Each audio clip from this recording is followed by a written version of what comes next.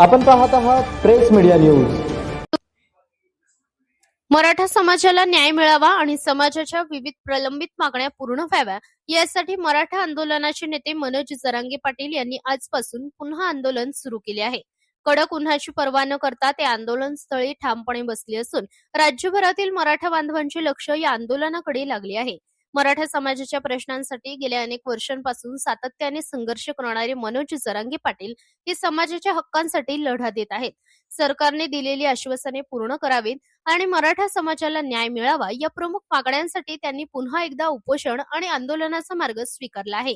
दरम्यान सरकारकडूनही हालचाली सुरू झाल्या असून मंत्री राधाकृष्ण विखे पाटील हे मनोज जरांगे पाटील यांच्या भेटीसाठी रवाना झाल्याची माहिती समोर आली आहे। या भेटीनंतर काही सकारात्मक निर्णय होणार का याकडे संपूर्ण महाराष्ट्राचे लक्ष लागले आहे। याचवेळी खासदार शाहू महाराज यांनी देखील आंदोलनाला पाठिंबा दर्शवला आहे। मराठा आणि कुणबी समाज एकच असल्याचे मत व्यक्त करत त्यांनी जरांगे पाटील यांच्या मागण्यांना समर्थन दिले आहे।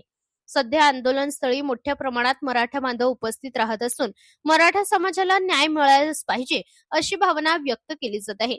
आंदोलनामुळे राज्यातील राजकीय आणि सामाजिक वातावरण पुन्हा एकदा तापले असून सरकार आणि आंदोलनकर्त्यांमधील चर्चेकडे सर्वांचेच लक्ष लागले आहे।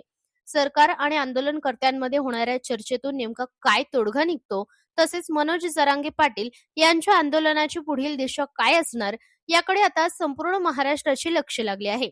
या बाबतीबाबत तुमचे मत काय आहे ते आम्हाला कमेंट करून नक्की कळवा।